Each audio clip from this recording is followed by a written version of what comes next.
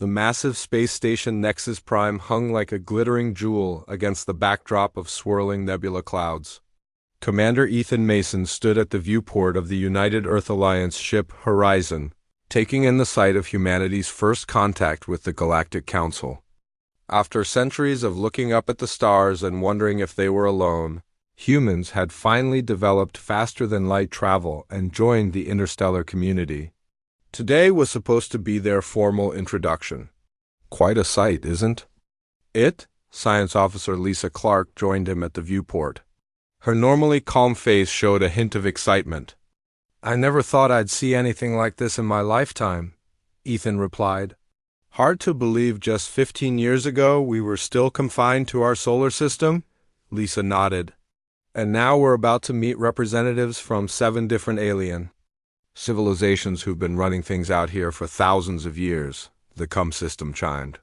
"Commander, we've received docking instructions," Lieutenant Ryan Miller called from the station. "The Council welcomes us to Nexus Prime."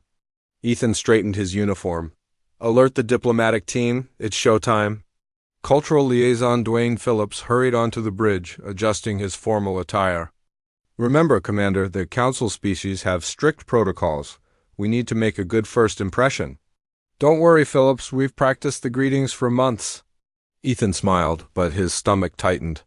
Earth was counting on them, too. Secure, favorable trade agreements and protection. After narrowly avoiding self-destruction in the resource wars 20 years ago, humanity needed allies. The Horizon docked smoothly with Nexus Prime, and Ethan led his small delegation through the airlock. They were met by a tall, slender being with iridescent blue skin and 4 arms.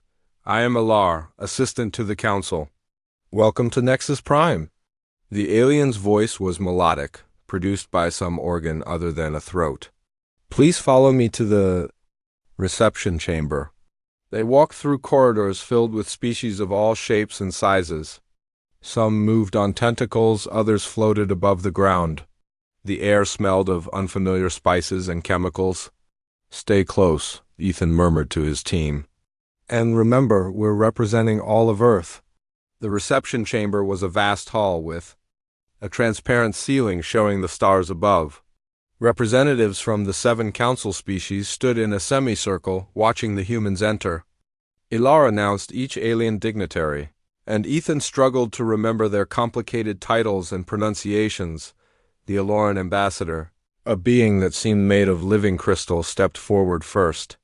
"We welcome our neighbors from the Sol system. Your journey to the stars has been swift." "Too swift, perhaps," rumbled a heavily armored being with ridged skin and multiple eyes. This was Representative Voxler of the Zen hierarchy, the Council's primary military force. Humans achieved faster-than-light travel mere decades after their first space flights. Most species take centuries. Lisa Clark smiled diplomatically. "We've always been quick learners." "Or perhaps you had help," Voxler suggested. "Forbidden's help." Dwayne Phillips stepped forward. "I assure you, Representative Voxler, all our achievements are our own. We would be happy to share our research methods with the Council." "That won't be necessary," said a floating cloud of luminous particles, the representative of the Vril Collective, the oldest Council species. "We have reviewed your technological development. It is unusual, but not impossible." The reception continued with each species offering carefully worded welcomes. Ethan noticed how they spoke to humans as one might speak to a child, with strained patience and thinly veiled condescension. During the formal dinner that followed, Ethan found himself seated beside Voxler. The Zen ate by absorbing food through membranes in their hands, making conversation awkward. "Tell me, Commander Mason," Voxler said, "how many warships has Earth produced since developing FTIL technology?" Ethan chose his words carefully. "The Horizon is primarily a diplomatic vessel, though it has defensive capabilities. Earth believes in peaceful expansion. Yet your history is filled with conflict," Voxler countered. "Our cultural experts have studied your transmissions. Just a century ago, you nearly destroyed yourselves multiple times." "We learned from those mistakes," Ethan said firmly. "Did you? Or are you simply waiting until you have the means to be?" More effective warriors? Voxler's multiple eyes blinked in sequence. Your kind reminds me of the Tarax. They also spoke of peace while preparing for war. I'm not familiar with the Tarax, Ethan said. You wouldn't be, they no longer exist. Voxler absorbed another piece of food. The Zen hierarchy ensured galactic security. The threat hung in the air between them. Across the table, Lisa and Dwayne were engaged in similarly tense conversations with other council members. Later, as the reception was ending, Voxler approached Ethan again. This time, several Zen security officers flanked him. Commander Mason, before you depart, we would like to inspect your vessel. Standard procedure for new species. Ethan frowned. Our briefing materials mention nothing about inspections. It is a recent security measure, Voxler insisted. Surely you have nothing to hide? Dwayne Phillips stepped between them. With respect, representative diplomatic vessels have immunity under Section 7 of the Galactic Charter, which we studied extensively. Voxler's skin darkened. You dare quote our laws to us, human. We simply wish to ensure proper protocols are followed.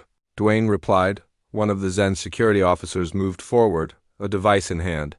Ethan's security chief, Sam Woods, immediately stepped forward, hand moving to his sidearm.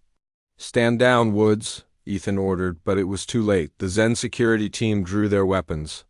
The reception hall erupted in chaos as other species backed away. Ethan raised his hands. There's been a misunderstanding.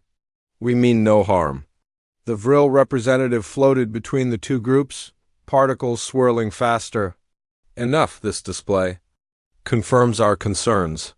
3 days later, the Horizon departed Nexus Prime. Instead of the trade agreements and alliance they had hoped for, they carried back a council edict. Humanity was classified as a potentially destabilizing species and placed under restrictions.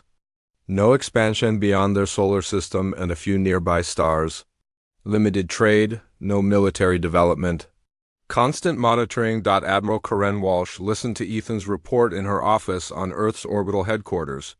Her face remained impassive, but her fingers tapped a rhythm of suppressed fury on her desk.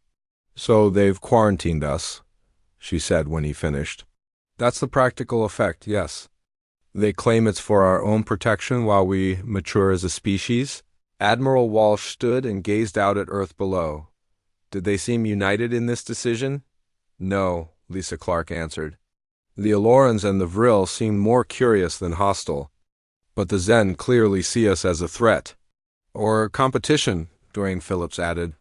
They've been the military power in the Council for centuries, according to our research. Admiral Walsh turned back to them. Earth cannot accept these terms. But we also can't fight 7 advanced civilizations. She was quiet for a moment, not directly anyway. What are you suggesting, Admiral? Ethan asked. That we need to change the game, Commander. Her eyes hardened. If they won't give us a seat at the table, we'll build our own chair and make it one they can't ignore.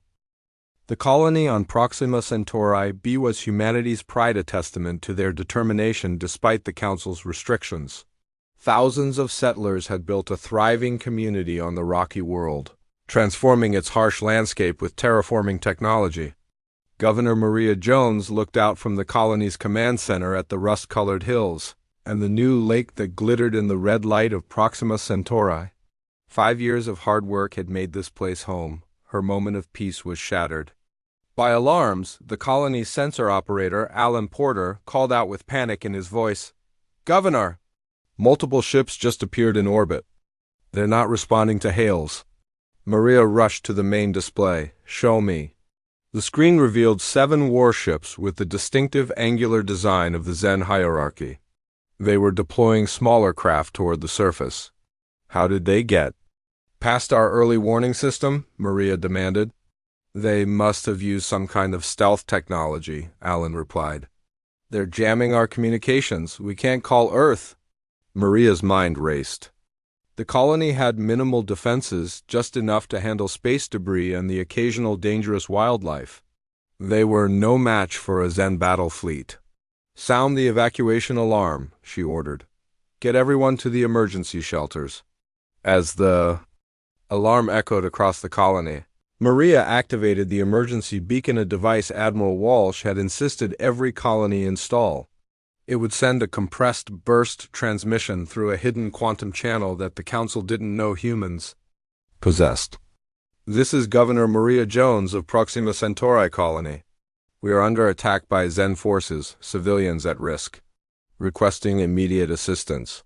She took a deep breath and added, "Initiating protocol turning point." Across the colony, civilians rushed to the underground shelters while the small security force took defensive positions. The first Zen landing craft touched down at the colony's edge, disgorging troops in heavy armor. Their weapons were set to stun rather than kill. The Zen wanted the colony intact. In Earth's orbital headquarters, Admiral Walsh received Maria's distress call. Her face showed no surprise, only grim determination. The Admiral had been waiting for this moment for 3 years. "The Zen have finally shown their hand," she told her assembled commanders. "Activate Operation Turning Point." Throughout Council space, human ships received coded transmissions. Trade vessels, science stations, and diplomatic shuttles all suddenly revealed hidden capabilities. Panels slid away to expose weapon systems. Civilian crews executed practice maneuvers to transform their ships for combat. Captain Gary West sat in the command chair of the stealth ship Nightshade, hidden in the shadow of a moon near Proxima Centauri. His vessel had been watching the colony for months, waiting for exactly this scenario. "All systems ready, Captain," reported Lieutenant Tina Rodriguez, his second-in-command. "The Zen don't know we're here." "Good," Gary said. "Prepare Dr. Patterson's frequency weapons. Target their command systems only." Tina's fingers danced across her console. "Weapons locked. The rest of our fleet is in position." "They're awaiting your command." Gary took a deep breath. What happened in the next few minutes would change humanity's place in the galaxy forever. Begin Operation Turning Point. On the bridge of the Zen command ship, General Krall watched with satisfaction as his troops secured the human colony. These primitive creatures had been given too much freedom. Now the Council would see that the Zen had been right all along. Humans were dangerous and needed to be controlled. "General," his sensor officer called out, "I'm detecting strange energy readings from..." The ship's lights flickered, alarm systems blared, and then went silent. Around him, Zen officers clutched their heads in pain as a specific electromagnetic frequency targeted their nervous systems. "What is happening?" Krall demanded, fighting through his own discomfort. "Report?" "Our systems are failing," someone managed to say. "And there are ships, human ships, they were hiding... On the main screen, Krall watched in disbelief as a fleet of human vessels appeared from nowhere. They weren't the primitive craft the Council had permitted humans to build. These ships moved with precision, targeting his fleet's weapons and engines with surgical strikes that disabled but did not destroy. Lieutenant Rodriguez's tactical innovations were proving devastatingly effective. The Nightshade led the human fleet, using maneuvers that confused Zen targeting systems. Human ships approached from impossible angles, exploiting blind spots in Zen sensors that no one had realized existed. "How are they predicting our movements?" General Krall demanded as another of his ships lost power on the surface. The Zen ground forces suddenly found their armor systems malfunctioning, their weapons powered down. Through their visors, they saw human defenders approaching, not with weapons drawn, but carrying devices that emitted the same frequencies that had incapacitated the ships above. Within 2 hours, it was over. Not a single shot had been fired, yet the entire Zen invasion force had been captured. The human ships surrounded the disabled Zen fleet. Captain West's voice came through on all Zen communication channels. "General Krall, this is Captain Gary. West of the Earth Defense Force. Your forces have been neutralized without casualties. We request your formal surrender." In the colony's command center, Governor Maria Jones watched as Zen soldiers were escorted in, their armor now useless weight. General Krall himself was brought before her, his multiple eyes blinking in confusion and anger. "This is impossible," he said. "The Council restricted your technology." "You couldn't have developed these capabilities," Maria smiled. The Council restricted what they thought we might develop. They never understood how humans think. She activated a communication screen where Admiral Walsh appeared. General Crowell, the Admiral said, your unprovoked attack on our colony has been documented and is being broadcast on all Council channels right now. As we speak, human ships throughout Council space are demonstrating our capabilities all, without causing a single casualty. This is an act of war, Crowell insisted. No, Admiral Walsh replied. This is an act of self-defense against your illegal aggression, and a demonstration that the restrictions placed on humanity were based on false assumptions.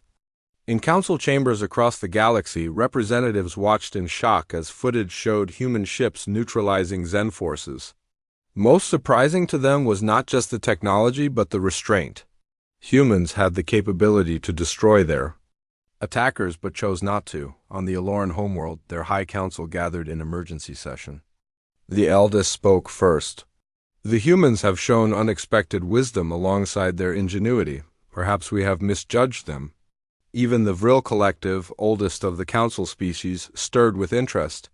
Their representative communicated to the others. A species that can both defend itself so effectively and show such restraint is rare indeed. The council must reconsider. Back on Proxima Centauri B, Governor Maria Jones formally accepted General Crowell's surrender with the entire galaxy. Watching, the turning point had arrived. Humanity would no longer be underestimated. 3 years passed since the disastrous first contact with the Galactic Council. Earth struggled under the harsh restrictions. Ships could only travel to a handful of nearby stars. Trade was limited to basic goods. Any human vessel larger than a certain size triggered immediate inspections by Council enforcers, usually Zen military ships. Frank Rodriguez sat in a dimly lit office deep inside Earth's intelligence headquarters. Screens around him displayed data from the few human outposts allowed beyond the solar system. As Chief Intelligence Officer for the United Earth Alliance, he had spent the last 2 years tracking a disturbing pattern. Look at this, he said to Admiral Corinne Walsh, who stood behind him with her arms crossed. Another accident at our research station on Bernard's star. The screen showed a damaged facility. Officially, a power core malfunction had caused the explosion that killed 3 scientists. Frank knew better. That's the 4th incident in 6 months, Corinne said, her voice tight with anger. And always at facilities making technological progress, Frank nodded. The Zen are behind it. They make it look like accidents, equipment failures, or natural phenomena. But the timing is too perfect. Whenever we make a breakthrough, something happens to set us back. Corinne walked to the window overlooking the Washington skyline. New buildings had risen from the ashes of the resource wars, but Earth's recovery was stalling under Council restrictions. We need proof to take to the Council, she said. I have proof. Frank pulled up another screen showing energy readings.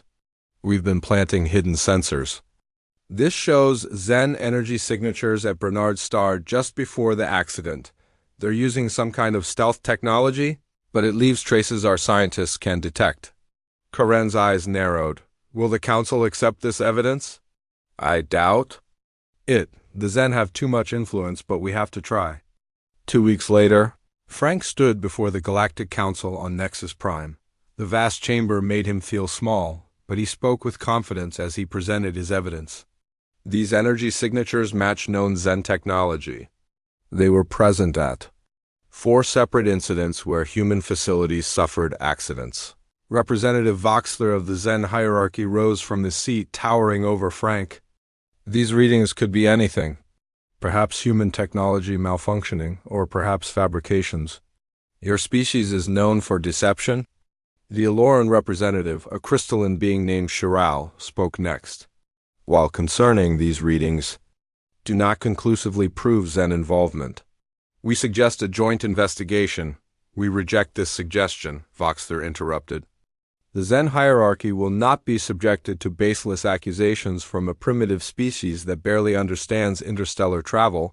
Frank watched as the council voted. Only 2 species supported the human request for an investigation.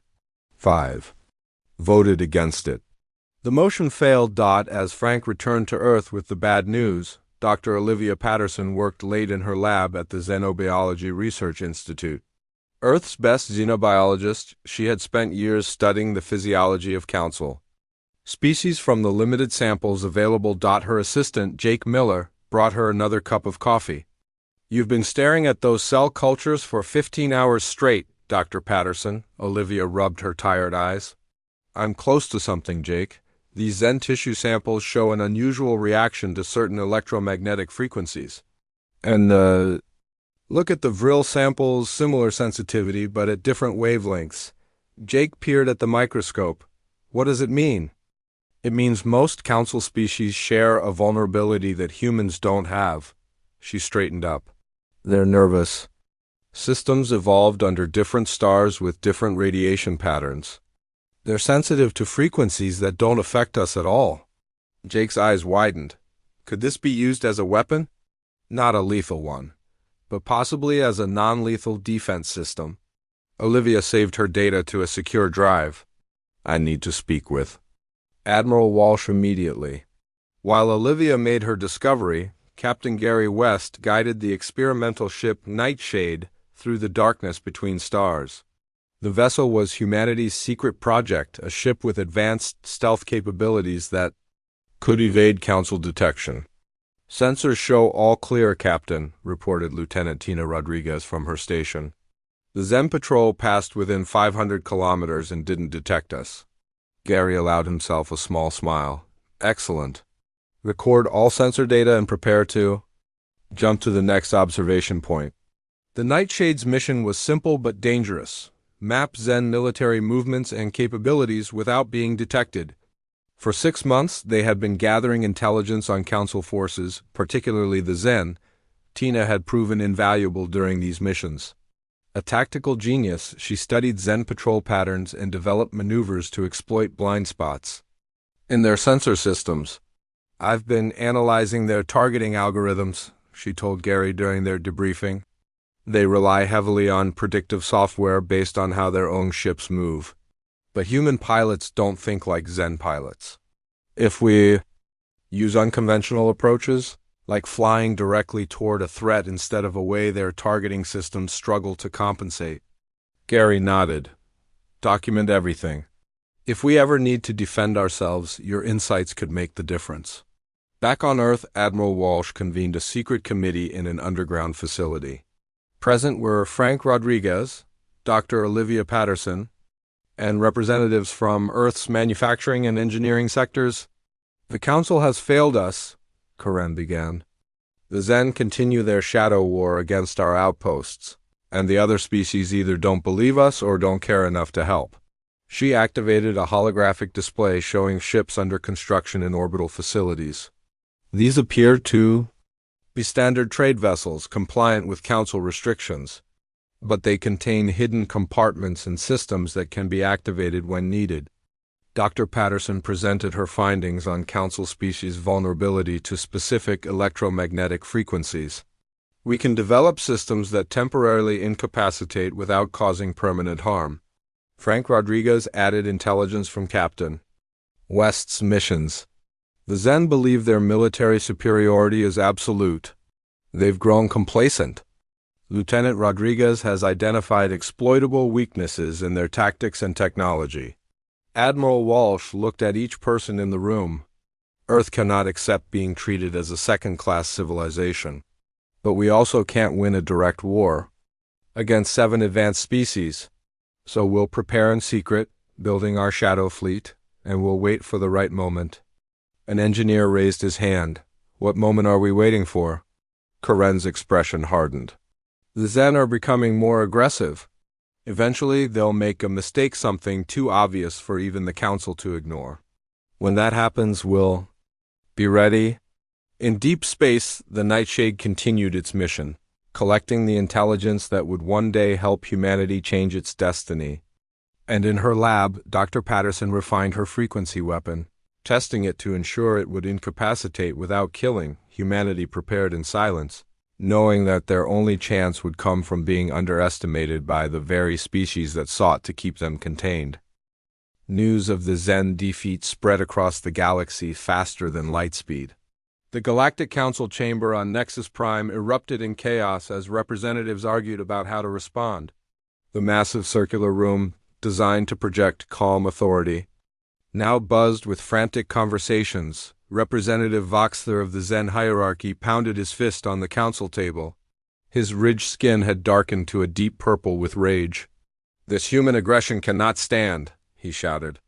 "They have violated every restriction placed upon them. They have captured a Zen battle fleet and humiliated our forces.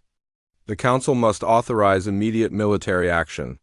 The Aloran representative, Sharal, rose from her seat.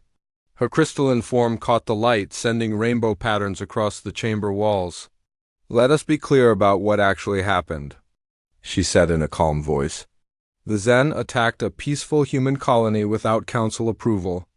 The humans defended themselves without causing a single death. Their restraint is remarkable." Other Council members murmured in agreement. The Vril Collective's representative, Elder Shin, floated at the center of the chamber. The cloud of luminous particles that formed their body pulsed slowly. "This is the first time in Council history that an aggressor fleet has been captured intact without casualties," Elder Shin noted. "We should examine the facts carefully before taking action." "Facts or spacks or spat?" "The fact is that humans have developed technology far beyond what they were permitted. They have built weapons." "Non-lethal weapons," corrected the representative. "Of the Morag Federation, a species of amphibious engineers. Our analysis of the human frequency devices shows they were specifically designed to incapacitate without causing permanent harm." The debate continued for hours. Meanwhile, a new human delegation arrived at Nexus Prime. Admiral Karen Walsh led the group, with Dr. Olivia Patterson and skilled negotiator Ben Howard at her side. They brought with them the captured General Kral, who walked in restraints, but was otherwise unharmed. The human delegation was made to wait outside the council chamber until finally being summoned inside.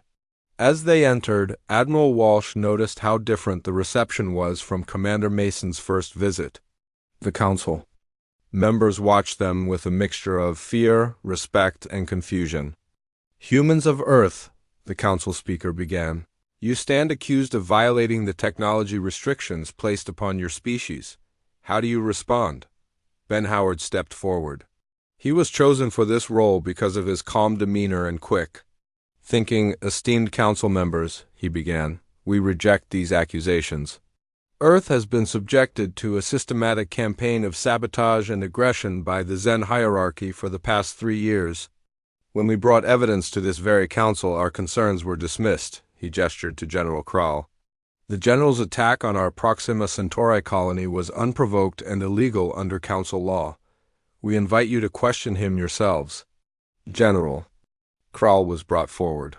Under the Council's truth field, a technology that detected deception, he reluctantly admitted that the Zen leadership had ordered the attack. "Humans developed too quickly," Kral said. "They threatened Zen dominance. In the Council, we sought to make an example of them." The Council members stirred uneasily at this admission. Voxler himself had gone silent, his multiple eyes blinking rapidly. Admiral Walsh spoke next. "For 3 years, we have endured restrictions while being attacked in secret. We come today to demand equal standing in the galaxy and an end to all restrictions on human development." "And if we refuse?" asked the representative of the Galvar Imperium. "Then we will have no choice but to protect ourselves by any means necessary," Walsh replied. "But we prefer peace and cooperation." Dr. Patterson stepped forward with data tablets. "Council members, I would like to address the accusation that we developed forbidden weapons." She displayed technical diagrams of the frequency devices that had disabled the Zen forces. "These devices exploit natural electromagnetic phenomena. They don't break any specific prohibition in Council law.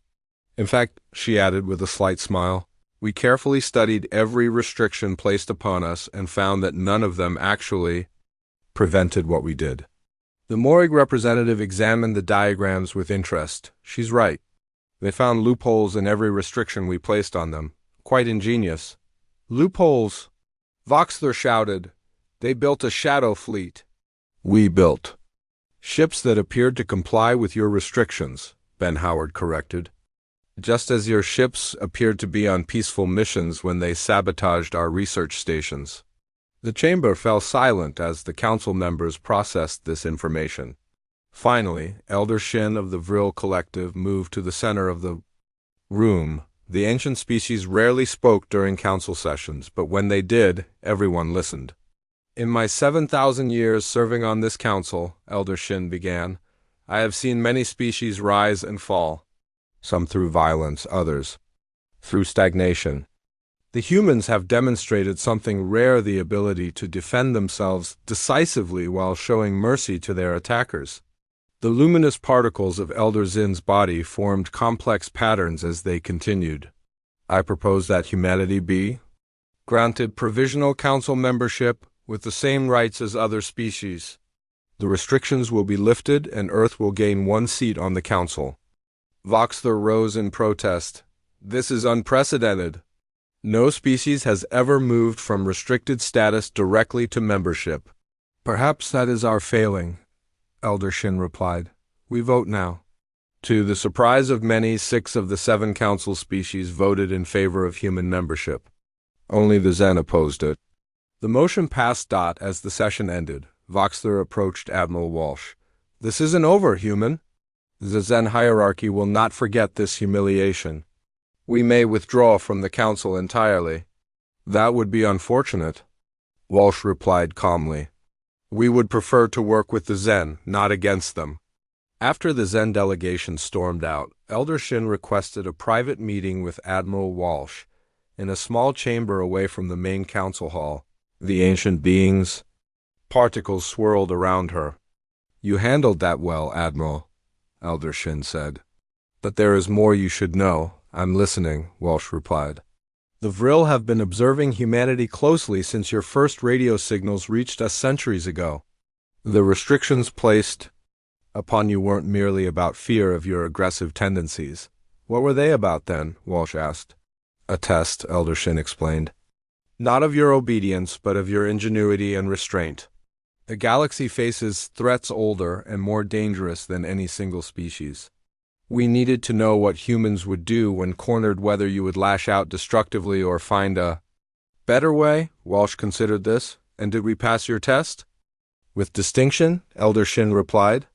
You created weapons that could disable but not destroy. You captured your enemies rather than killing them. And you developed technology beyond our expectations. The galaxy needs these qualities to survive what's coming. What is coming? Walsh asked, suddenly alert. Elder Zin's particles dimmed slightly.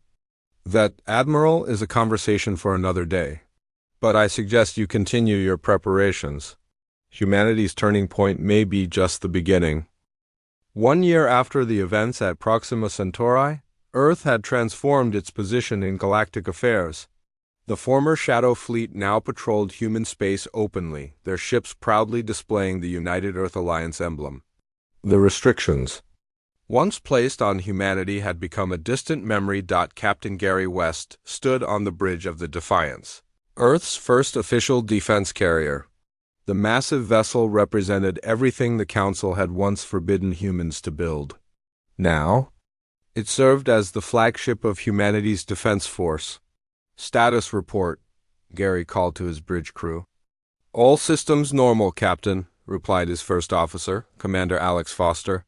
Our patrol of the Tau Ceti border is proceeding on schedule, Gary nodded with satisfaction.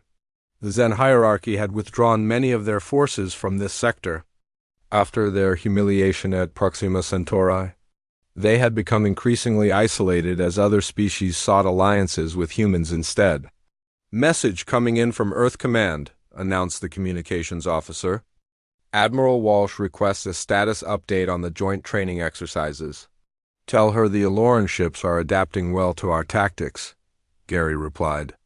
Their crystalline vessels have impressive defensive capabilities. Combined with our maneuverability, we make a strong team. In the council chambers on Nexus Prime, Commander Ethan Mason, now Earth's ambassador to the Council, was in deep discussion with representatives from the Aloran Federation and 3 other species. Holograms floated between them, showing defense grids and patrol routes. The combined sensor network will give us early warning of any incursion from beyond the outer rim, Ethan explained. Humanity is happy to contribute our stealth detection technology to the effort. The Aloran representative, Shiral, nodded her crystalline head. Your people have proven to be valuable allies, Ambassador Mason. Many on the council regret the years wasted treating humans as potential threats rather than partners, Ethan smiled diplomatically. We prefer to look forward, not backward. The defense of the galaxy requires cooperation. The Morig representative gestured to a star chart. What about this sector? The strange energy readings have increased there as well. Dr. Patterson's team is investigating, Ethan replied. She believes there may be a connection to what Elder Shin warned us about. At the Galactic Research Institute, Dr. Olivia Patterson led a multi-species team studying data from the galaxy's edge. Scientists from 6 different council races worked alongside humans, combining their knowledge to understand a growing threat. These energy patterns are unlike anything in our records, Olivia told her team as they examined the latest readings. They suggest some kind of transdimensional activity. A Vril scientist, a small cloud of particles named Zin, floated beside the main display. These patterns match ancient Vril warnings about the void dwellers beings our ancestors encountered 20,000 years ago. Olivia looked up with interest. You've never shared these records with the council before. The collective did not believe the threat would return in our lifetime, Zin replied. Elder Shin has authorized full access to our ancient archives. We believe humans may see patterns we have missed. On the colony world of New Terra, Governor Maria Jones welcomed delegations from across the galaxy to the first interspecies cultural exchange. The plaza of the main settlement was filled with beings of all shapes and sizes, sampling foods, exchanging art, and learning about each other's customs. A year ago, many of these species wouldn't even trade with us, Maria said to Lieutenant Tina Rodriguez, who had been promoted to commander and now led the colony's security force. Amazing what stopping an illegal invasion will do for your reputation, Tina replied with a smile. She watched as her security team, a mixture of humans and aliens, patrolled the festival. The mixed training units are working better than I expected. The Morig have incredible spatial awareness, and the Aloran never forget a face. How are the Zen recruits doing? Maria asked, still adjusting. They're used to rigid command structures. Our approach confuses them at first, but once they adapt, they become some of our best officers. They understand the value of what we're building here, Maria nodded. After the Proxima Centauri incident, a faction of the Zen had broken away from their hierarchy, seeking a different path. Some had even requested to join human colonies.